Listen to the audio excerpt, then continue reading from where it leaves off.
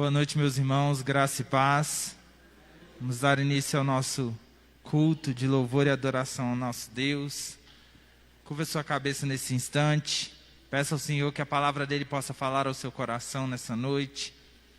Você esteja incomodado, seja tocado pela palavra do Senhor.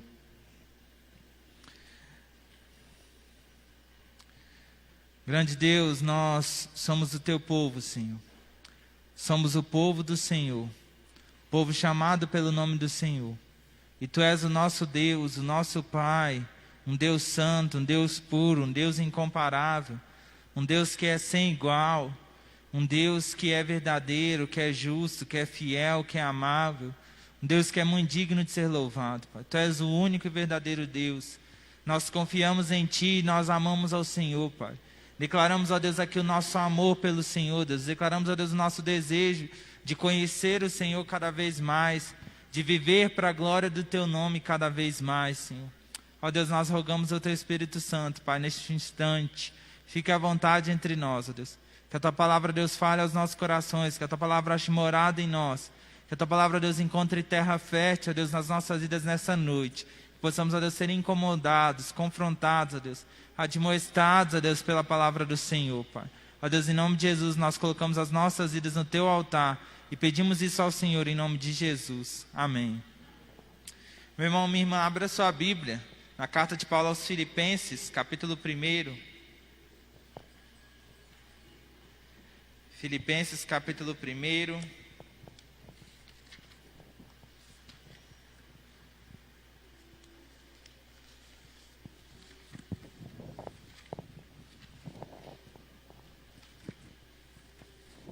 Vamos fazer a leitura a uma só voz, do versículo 1 até o versículo 11.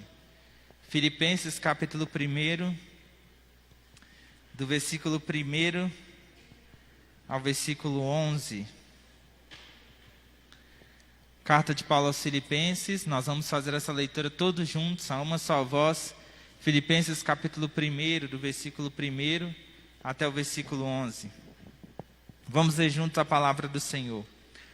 Paulo e Timóteo, servos de Cristo Jesus, a todos os santos em Cristo Jesus, inclusive bispos e diáconos que vivem em Filipos, graça e paz a vós outros da parte de Deus nosso Pai e do Senhor Jesus Cristo.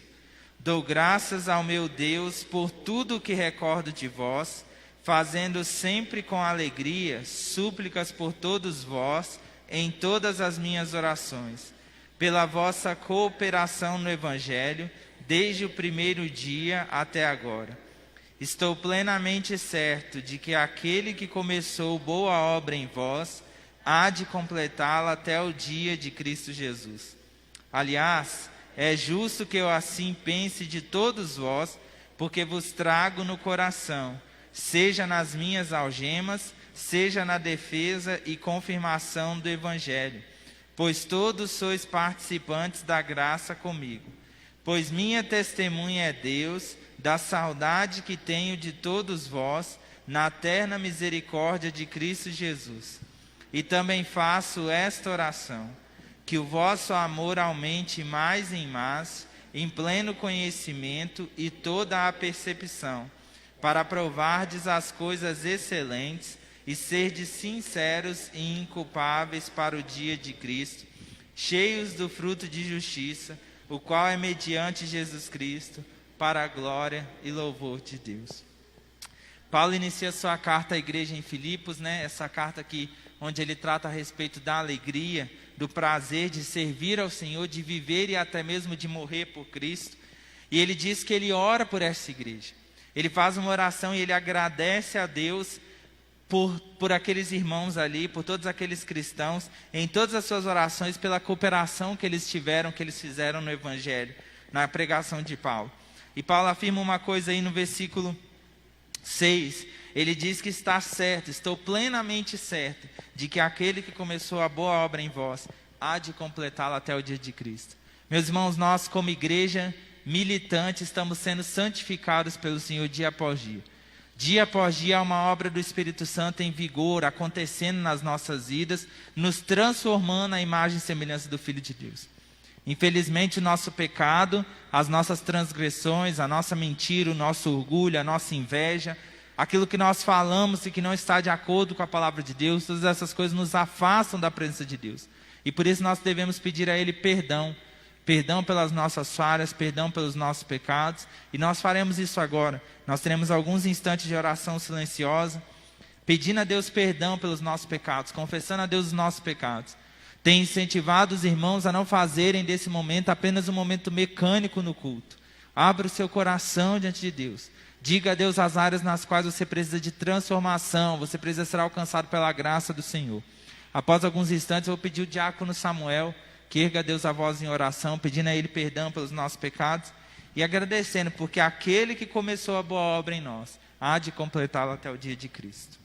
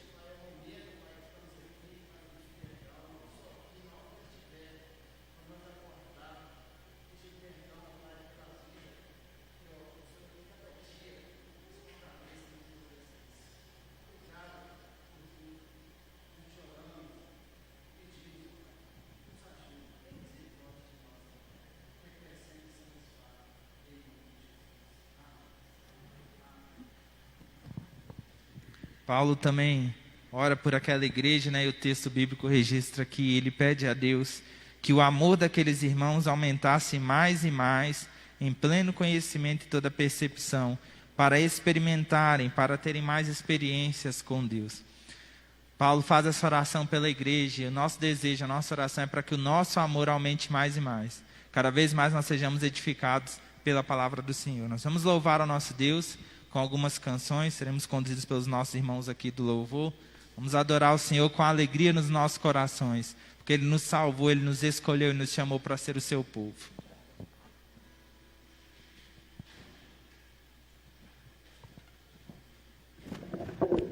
Boa noite, irmãos. Vamos estar nos colocando de pé para estar louvando e adorando o teu santo nome. O Salmo 96 diz: cantai ao Senhor um cântico novo, cantai ao Senhor todas as terras, cantai ao Senhor e bendizei o seu nome, proclamai a sua salvação dia após dia. Que nossos cânticos possam estar sempre proclamando a palavra do Senhor, e nós possamos estar sempre louvando o nome do Senhor. Nós vamos estar cantando aquele hino que diz: tu estás assentado no trono, Alfa e Ômega. Estás assentado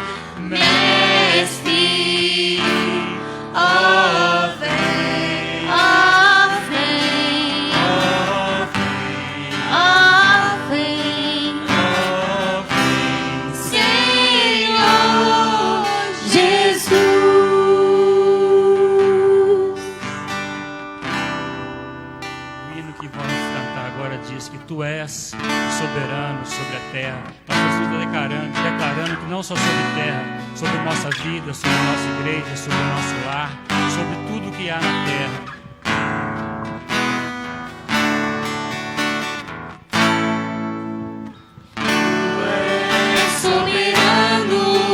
Sobre a terra, sobre os céus, tu és Senhor absoluto.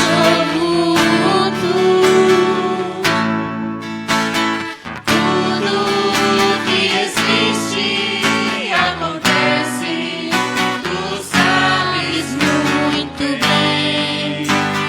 Tu és tremendo. E apesar dessa glória que tens, tu te importas comigo também.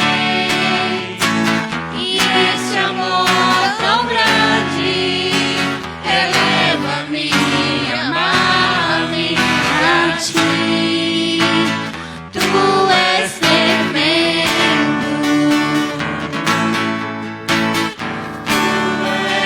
Soberano sobre a terra, sobre os céus, tu és Senhor absoluto. Tudo que existe acontece, tu sabes muito bem. Tu és tremendo. E apesar dessa glória que tens, tu te importas comigo também. E esse amor tão grande eleva-me, ama-me a ti. Tu és tremendo.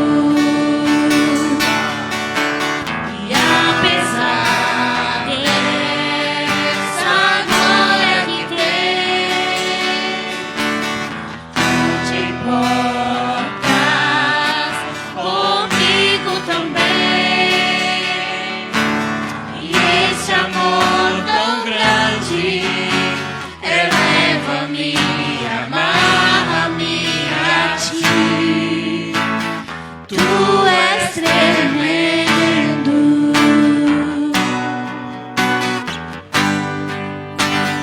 Tu és tremendo.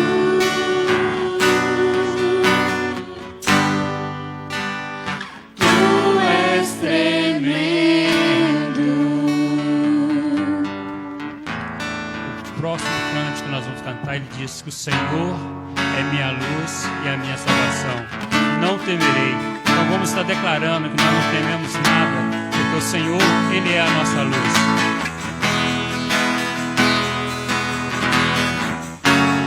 O Senhor é minha luz e salvação. Não temerei, eu não temerei. Minha força em dias de tribulação. Não temerei, eu não temerei.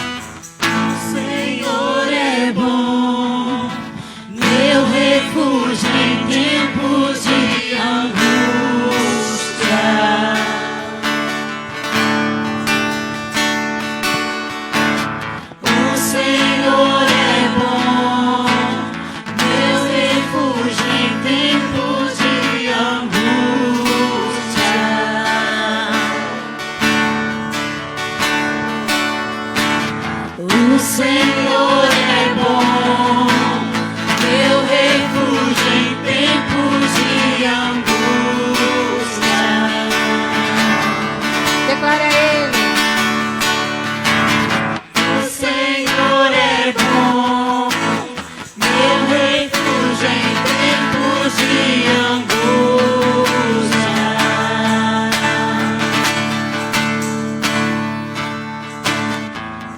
Tu és meu abrigo, minha torre forte, rocha que me salva, meu lugar seguro.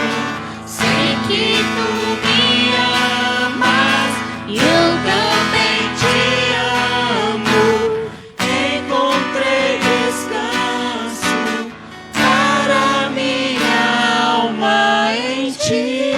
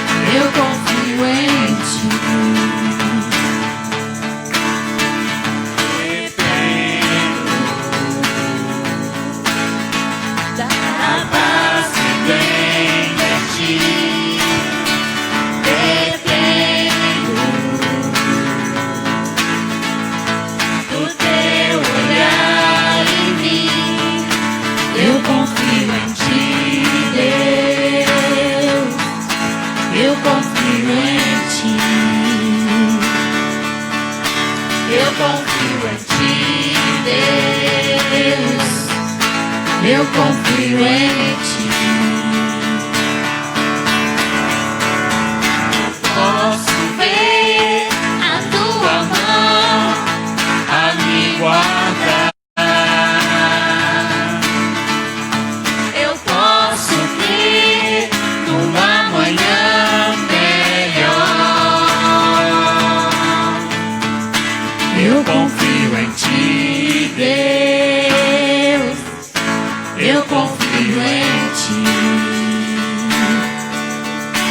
Eu confio em ti, Deus.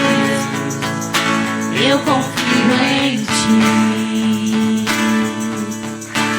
Eu confio em ti, Deus. Eu confio em ti.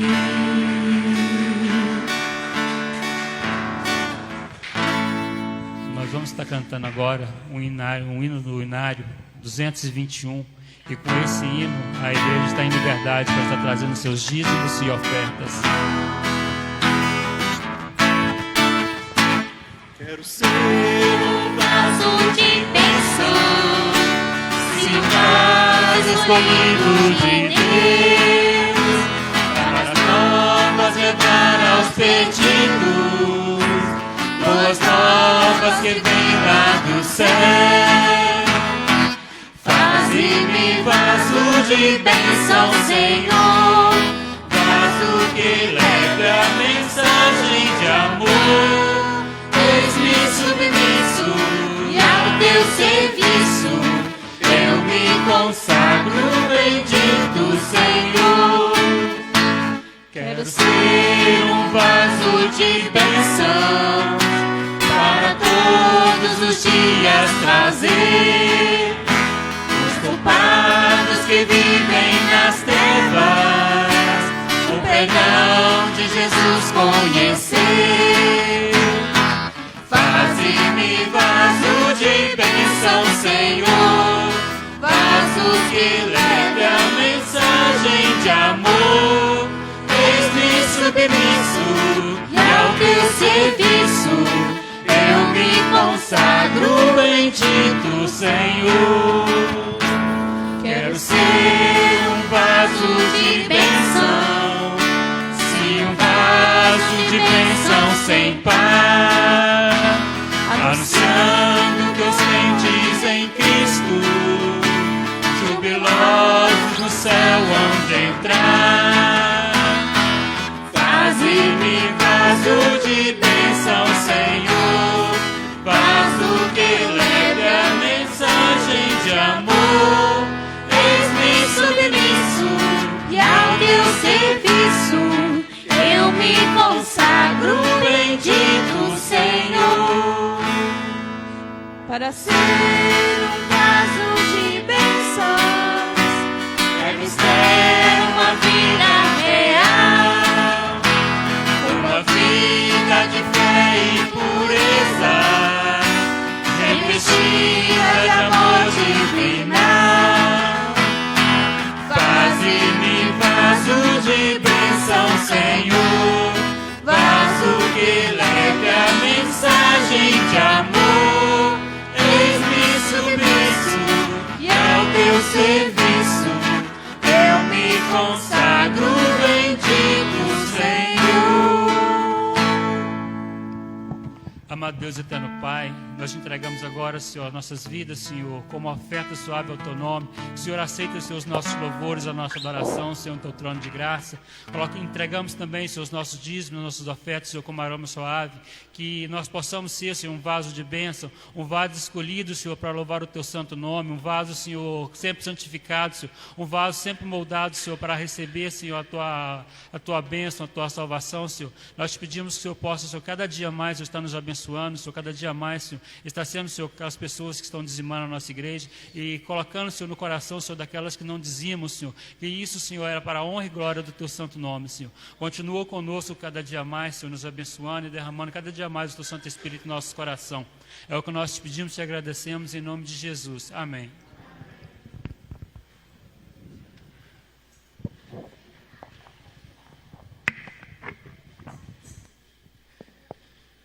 Meus irmãos, está conosco essa noite o pastor Josimar, reverendo Josimar, pastor da Igreja Presbiteriana de Martins Soares, leste de Minas, ali quase divisa com o Espírito Santo. E ele trará a mensagem do Senhor para nós essa noite. Quero chamá-lo aqui à frente. Meu amigo, conheci ele ainda no período do seminário, já está no ministério já há mais tempo, tem servido ao Senhor ali no leste de Minas e vai nos transmitir a palavra do Senhor. Vamos orar mais uma vez? Feche os seus olhos, peça a Deus para falar ao seu coração através da palavra dele nessa noite. Eterno Pai, nós nos colocamos mais uma vez diante do Senhor, Pai, como teu povo. E pedimos ao Senhor pela tua misericórdia, pela tua graça, que a tua palavra fale aos nossos corações essa noite, Pai. Ó Deus, que o Senhor use o teu servo, ó Deus, como mensageiro do Senhor, como boca do Senhor, para nos transmitir a palavra do Senhor, Pai, nessa noite. Em nome de Jesus, amém.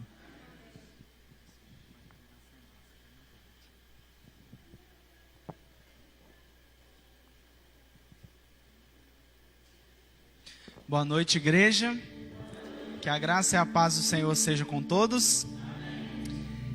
Eu queria dizer que eu estou de férias, mas pastor não tem férias, né, gente?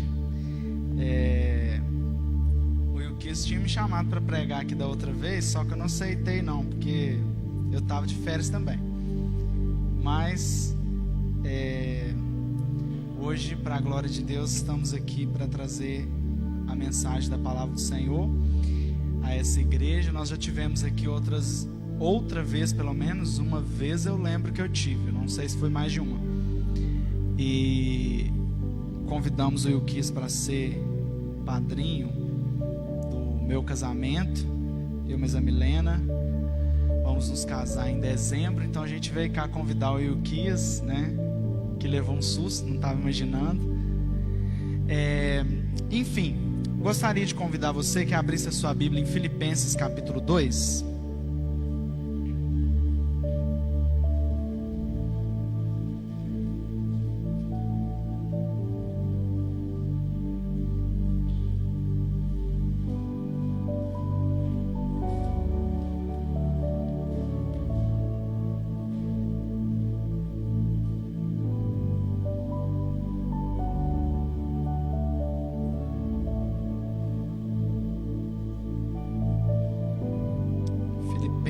Capítulo 2.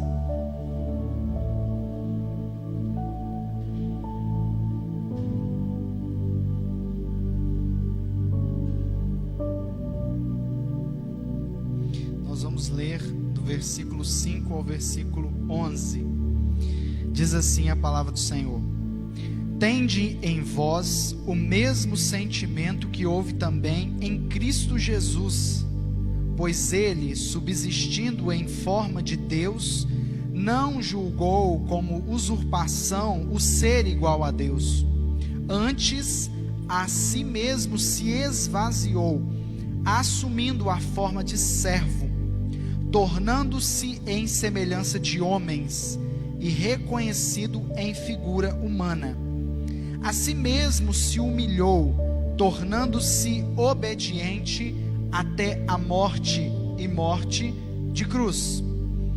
Pelo que também Deus o exaltou sobremaneira e lhe deu o nome que está acima de todo o nome, para que ao nome de Jesus se dobre todo o joelho, nos céus, na terra e debaixo da terra, e toda língua confesse que Jesus Cristo é Senhor, para a glória de Deus Pai. O Wilkis já orou, então não vamos orar novamente. Irmãos, este ano aqui nessa igreja o tema é uma igreja viva, e esse mês de janeiro o pastor dessa igreja se propôs a trabalhar o que é ser uma igreja viva, e hoje eu gostaria de trazer uma mensagem focada nesse subtema: o que é uma igreja viva. E esse texto vai nos dizer que uma igreja viva é uma igreja que segue, que imita ao que Jesus viveu. E nós temos nesse texto aqui algumas características de Jesus para que nós possamos seguir. Nós sabemos que vivemos um tempo de imitação. As pessoas gostam de imitar, as pessoas gostam de seguir. As redes sociais estão aí para mostrar isso. Nós temos os famosos influencers, que são aqueles que produzem conteúdo e arrebanham tanta gente, e tantas pessoas o seguem em busca de alguém para se espelhar, em busca de uma referência, de um modelo. E quando nós vamos olhar para o ministério de Jesus, nós vamos observar que haviam pessoas que seguiam Jesus. Só que havia dois grupos, basicamente, de pessoas que seguiam Jesus. Dentro desse grupo havia a multidão propriamente dita e haviam os discípulos verdadeiros. A multidão era composta por aquelas pessoas que iam até Jesus e que seguiam Jesus a partir de uma perspectiva de interesse. Eles buscavam Jesus por aquilo que Jesus dava a eles. Jesus dava comida, Jesus dava ali o pão, o peixe. Jesus também era uma pessoa com sábias palavras, então Jesus trazia ali um conteúdo de sabedoria, e muitos seguiam Jesus por curiosidade, para ver aquilo que ele fazia, as curas, os prodígios e os sinais. Mas também havia um grupo que seguia Jesus, que eram verdadeiramente os discípulos. Os discípulos eram aqueles que não arredaram o pé no momento que Jesus estreitou, no momento que Jesus foi mais enfático no seu ensino, na sua repreensão. Lá em João capítulo 6, versículo 68, nós vemos isso acontecendo. Jesus então torna o seu discurso um pouco mais duro, e começa então a sair algumas pessoas que estavam ali no público, e Jesus faz uma pergunta para os discípulos que estavam mais próximos dele: vocês também não querem ir? E eles disseram, será que você se lembra o que eles disseram? Sim, mas um pouquinho antes disso, para quem iremos? Alguns confundem e dizem para onde iremos, mas os discípulos sabiam que não era um lugar, era uma pessoa, o próprio Cristo. Para quem iremos? Para Cristo. Só tu tens as palavras de vida eterna.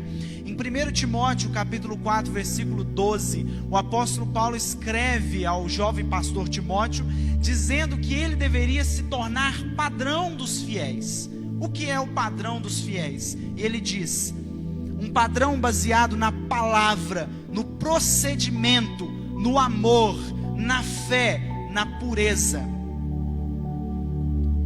Nós temos escassez de padrão hoje.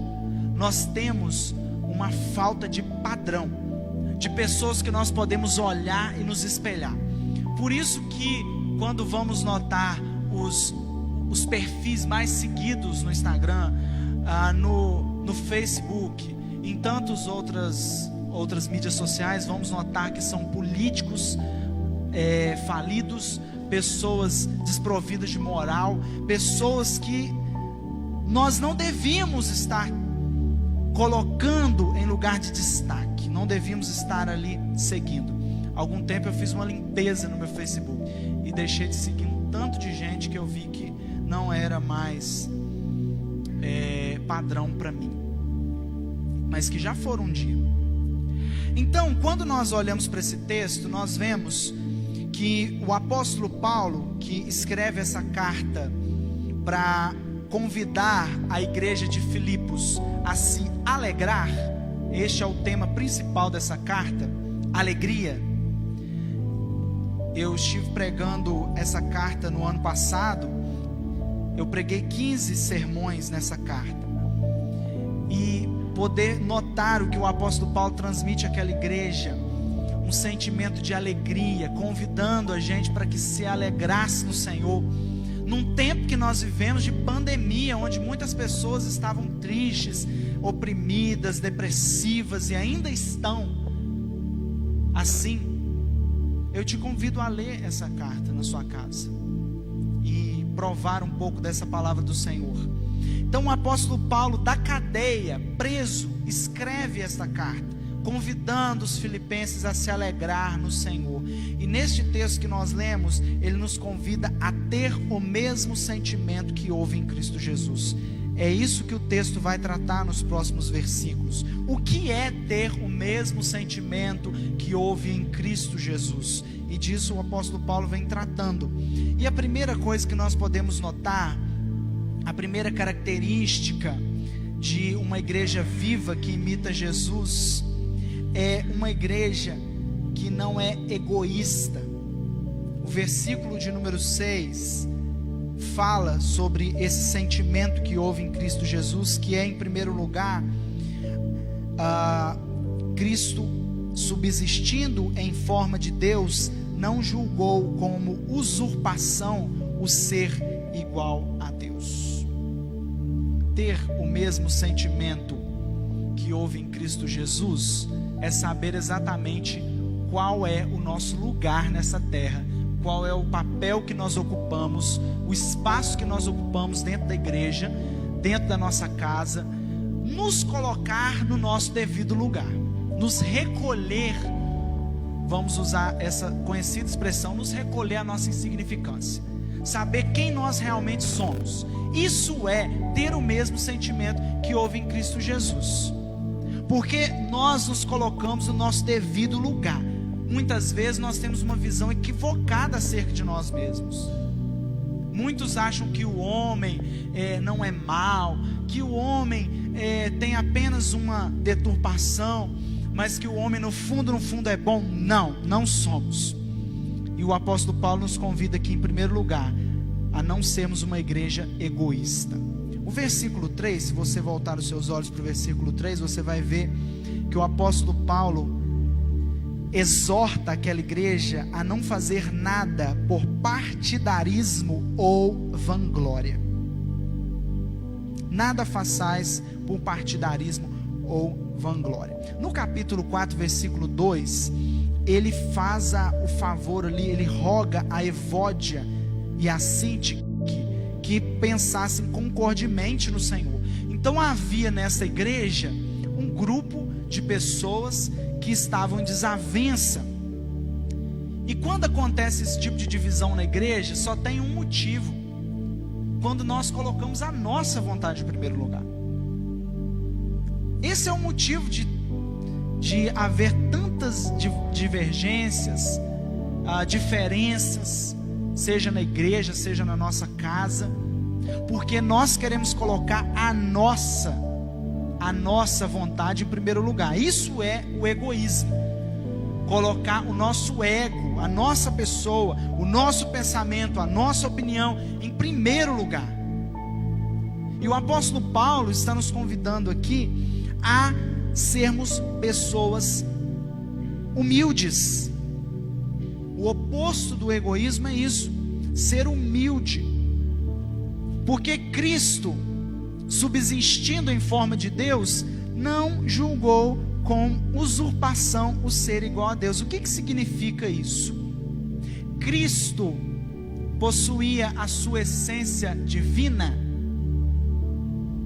mas ele não ficou se vangloriando disso. Em momento algum você vê Cristo ali, ele sendo Deus aqui na terra. Em momento algum você vai ler um texto que ele diz: olha gente, eu estou aqui, vocês vêm cá me adorar, vêm cá me glorificar. Em momento algum. No ministério de Jesus, a todo tempo ele dizia: olha, a glória do Pai, adorem ao Pai.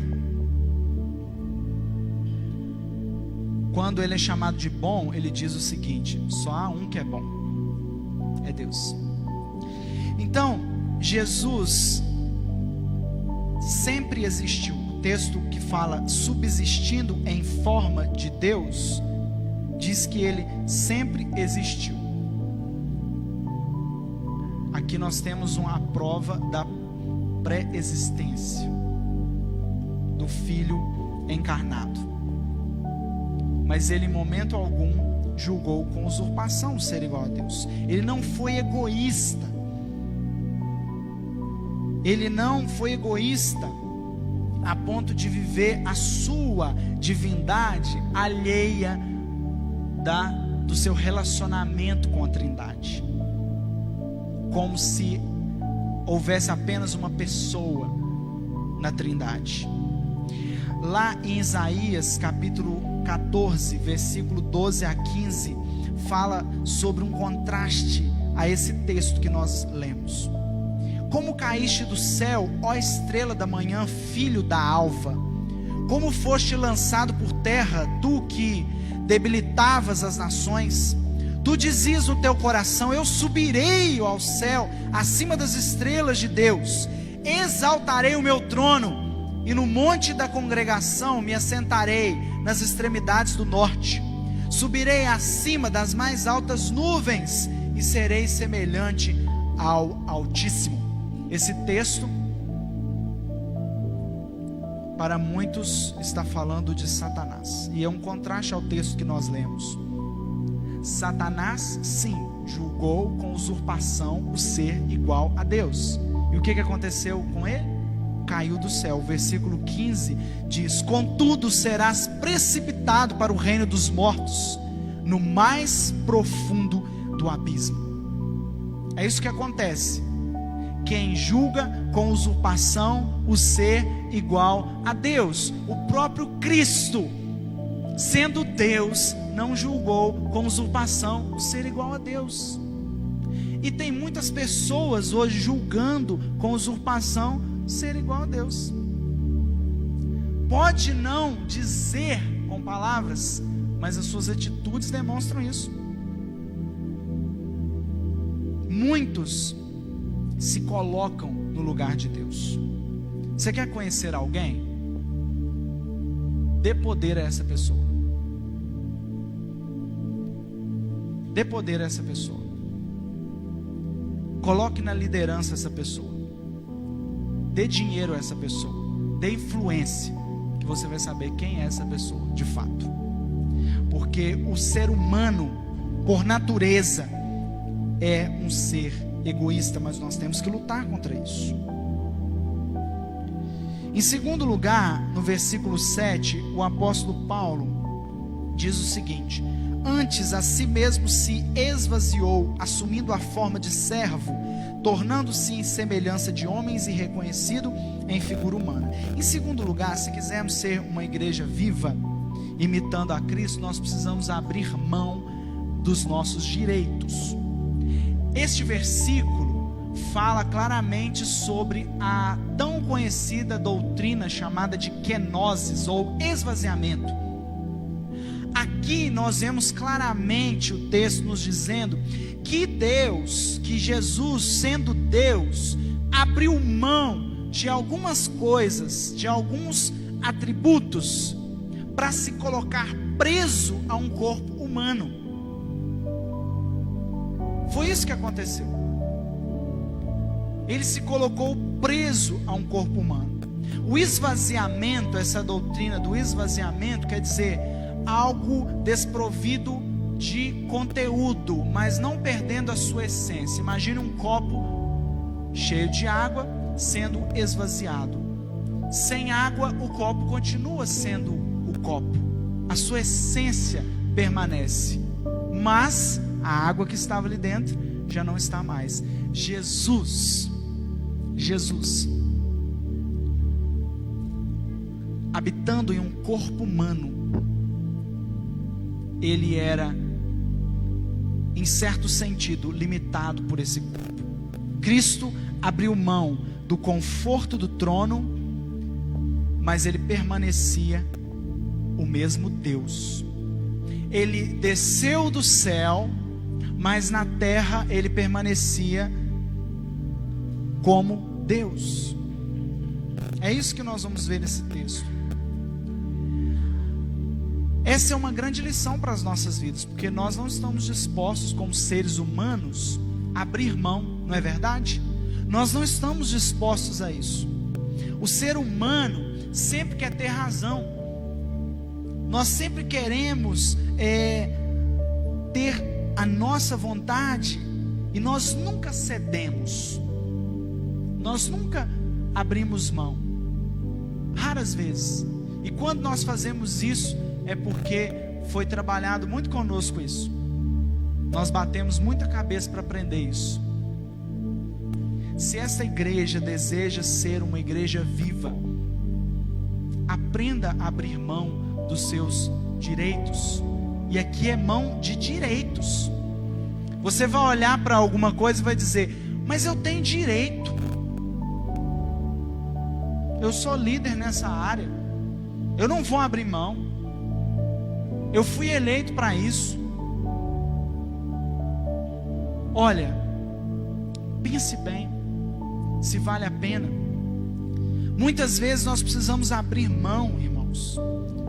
Você se lembra daquele quadro do Fantástico, em que o empresário ocupava o lugar do funcionário da empresa?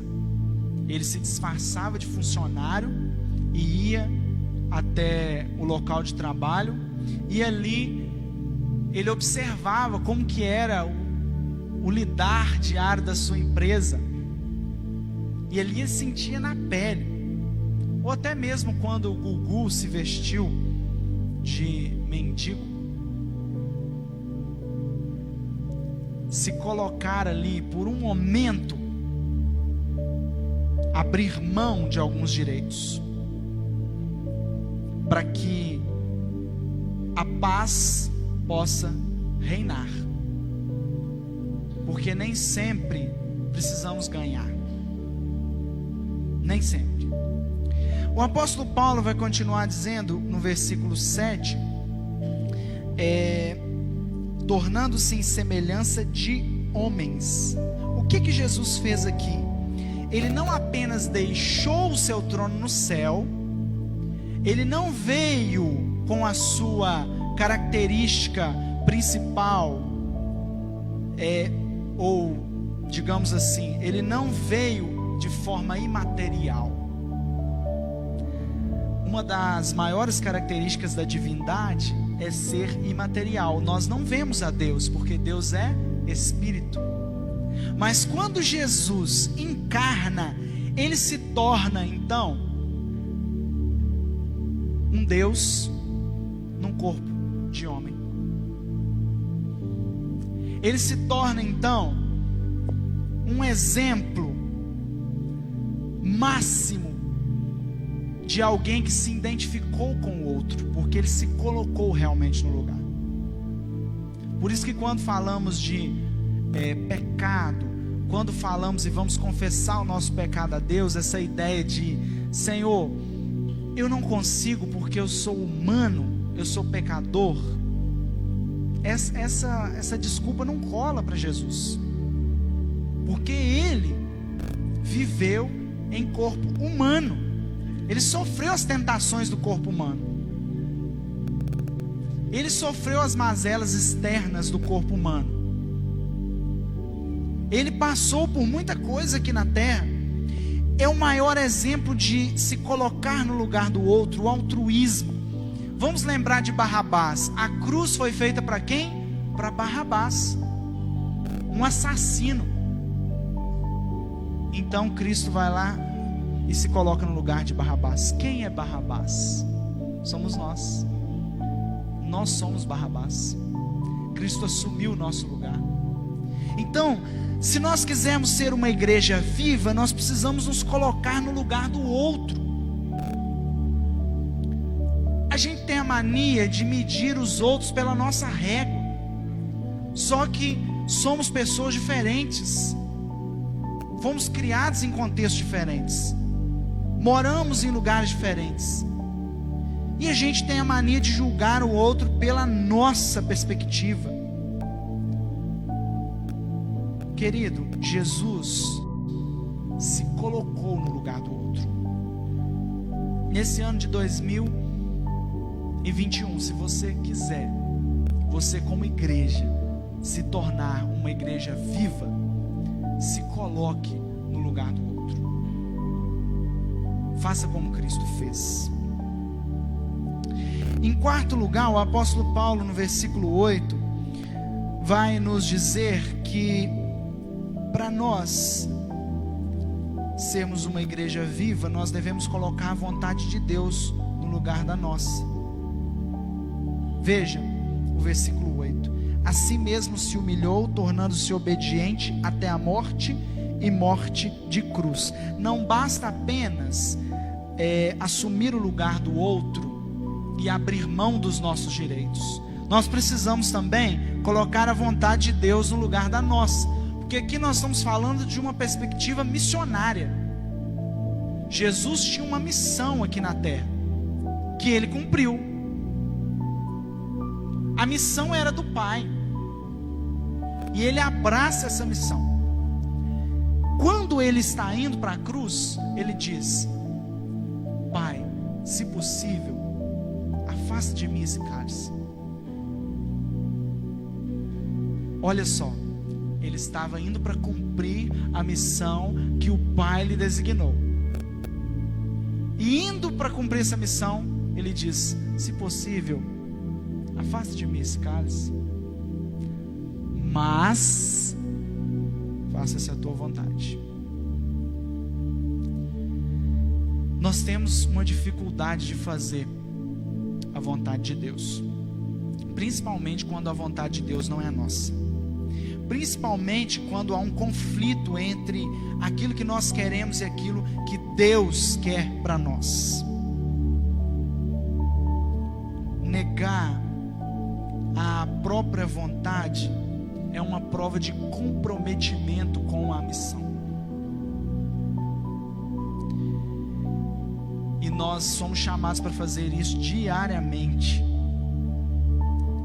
Se nós dissemos que amamos a Deus, como nós cantamos aqui, mas na hora de praticar esse amor, nós não colocamos a nossa vontade à parte. Salmo 126, versículo 6 diz que quem sai andando e chorando enquanto semeia. Esse cântico de romagem diz que a missão é feita, portanto, a partir de um chorar, a partir de um sofrer. Depois vem a recompensa, mas é uma missão árdua. Quem sai andando e chorando enquanto semeia, voltará trazendo consigo seus feixes. O problema é que nós queremos os feixes, mas não queremos andar e chorar. Nós queremos a glória, nós queremos o louvor, mas nós não nos esforçamos para crescer. Esse salmo fala sobre isso. Colocar a vontade de Deus no lugar da nossa, se nós quisermos ser uma igreja viva. Mas o apóstolo Paulo continua, do versículo 9 ao versículo 11, ele vai dizer que Deus exaltou a Cristo sobremaneira, dando a ele um nome que está acima de todo o nome. Na cultura judaica, o nome de Deus não é pronunciado. Quando eles vão se referir a Deus, eles dizem o nome. Se o nome permitir, acabando o culto aqui, nós vamos para a casa do Ilquias. Se o nome permitir, amanhã, segunda-feira, eu vou viajar. Só que a Cristo é dado um nome que está acima de todo o nome.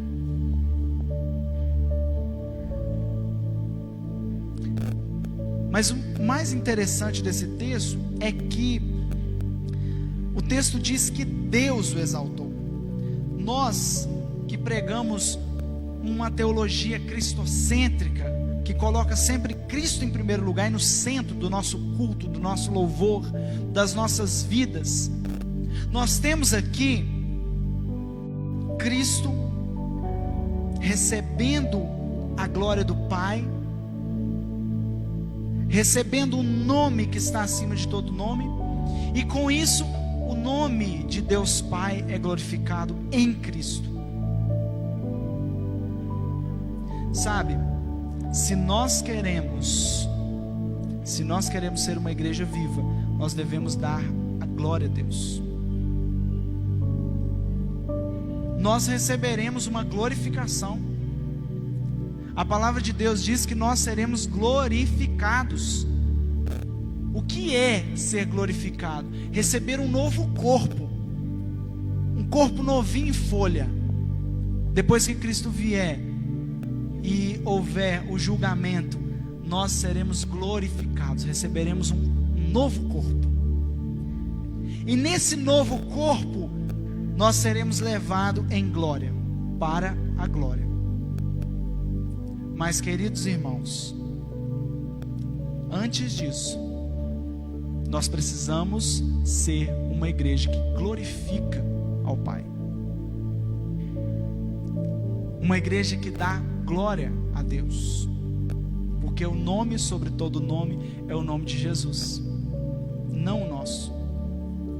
Só que nós queremos ser uma igreja triunfante, mas esquecemos que não está na época de sermos uma igreja triunfante. Nós somos hoje uma igreja militante. Essa palavra que está tão gasta no nosso meio, militante. Nós precisamos ser uma igreja, antes de tudo, militante, que pega em armas espirituais, como diz Efésios 6, para lutar, para que então, ao final, possamos receber a coroa da vida. Só que o que vemos são cânticos triunfalistas, que exaltam esse triunfalismo de uma igreja que vai triunfar. Mas aqui na terra, isso não existe. A igreja triunfará sim, quando formos glorificados. Por enquanto, somos uma igreja militante. Então vamos lutar. Se quisermos ser uma igreja viva, precisamos dar glória a Deus. Se quisermos ser uma igreja viva, precisamos colocar a vontade de Deus no lugar da nossa vontade. Se nós quisermos ser uma igreja viva, nós devemos assumir o lugar do outro. Se nós quisermos ser uma igreja viva, nós devemos abrir mão dos nossos direitos. Se nós quisermos ser uma igreja viva, nós devemos deixar de lado o egoísmo. Resumindo, devemos ter o mesmo sentimento que houve em Cristo Jesus. Vamos orar? Pai, nós queremos louvar e bendizer o nome do Senhor por mais essa oportunidade de crescer na Tua Palavra. Queremos, Deus, pedir que o Senhor nos faça uma igreja viva, uma igreja que segue o exemplo de Cristo, uma igreja que não julga com usurpação o lugar que não é dela, mas que se coloca no seu devido lugar, assumindo o lugar de igreja que luta, que milita, uma igreja que está sempre disposta a se colocar no lugar do outro, assumir essas vestes de humildade, nos colocando para cumprir o exemplo de Cristo. No nome de Jesus, que a Igreja Presbiteriana de Ribeirão das Neves possa entender que ser igreja viva é ser como Cristo. No nome de Jesus que nós oramos e te agradecemos. Amém. Amém.